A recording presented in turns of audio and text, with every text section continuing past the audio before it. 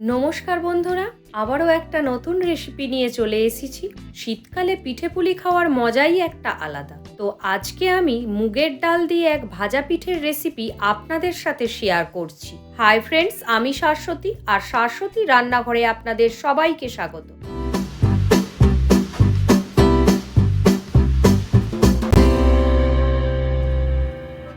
তো এই পিঠা তৈরি করার জন্য প্রথমেই 250 গ্রাম মুগের ডাল তেল ছাড়া শুকনো খোলায় ভেজে নেব।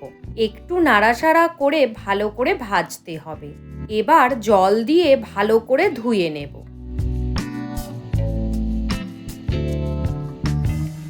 তারপর ডাল সিদ্ধ করব।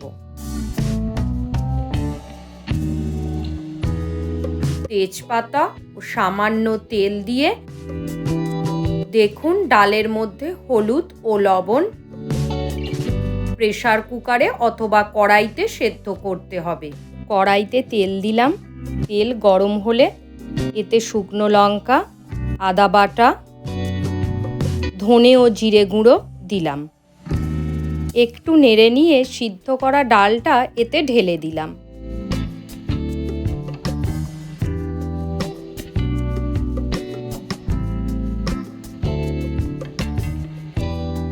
এতে অল্প পরিমাণ মিষ্টি দিতে হবে।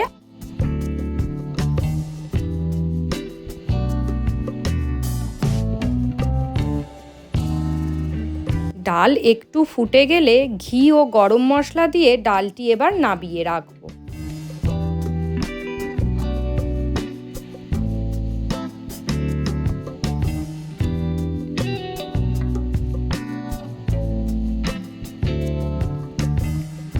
এবার 500 গ্রাম সিদ্ধ চালের গুঁড়ি নিয়েছি।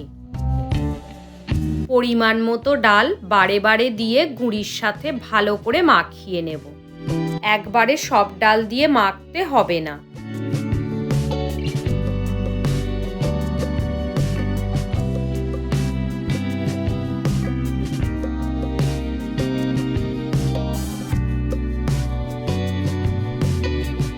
দেখুন এইভাবে ভালো করে মেখে নেব।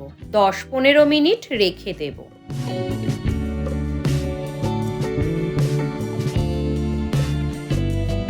এবার একটা লেচি কেটে নিয়ে 2 হাতের তালুর সাহায্যে গোল করে নেব।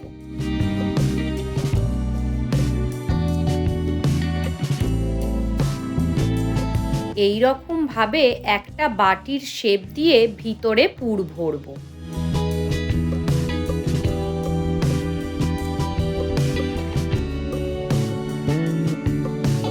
পুর ভালো করে ভরে মুখটি ভালো করে সিল করতে হবে, না হলে গরম তেলের মধ্যে মুখ ছেড়ে যেতে পারে।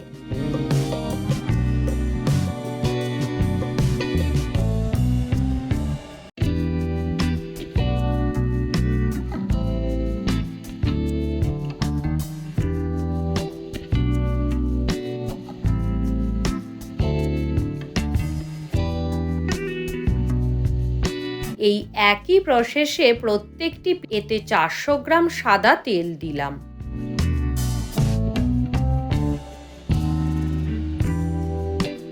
তেল ভালোভাবে গরম হওয়ার পর পিঠেগুলি একটা একটা করে গরম তেলে ছাড়তে থাকবো।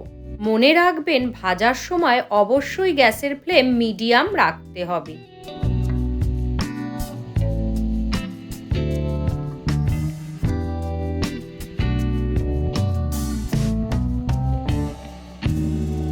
এইবার উল্টে পাল্টে ভালো করে ভাজবো।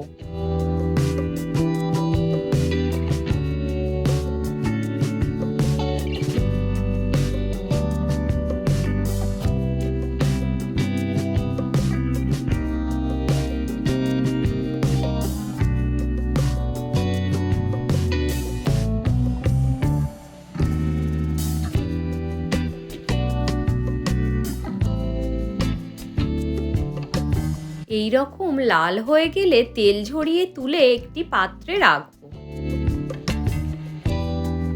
আর এই একই প্রসেসে প্রতিটি পিঠে আমি ভেজে নেব। দেখুন বন্ধুরা, আমার ভাজা মুগপুলি পিঠা একদম রেডি। আমার এই রান্না যদি আপনাদের ভালো লেগে থাকে তো লাইক এবং সাবস্ক্রাইব করতে যেন ভুলবেন না। হাই ফ্রেন্ডস, আমি শাশ্বতী আর আপনারা দেখছেন শাশ্বতী রান্নাঘর। নতুন কোনো রেসিপি নিয়ে আসছি পরের ভিডিওতে।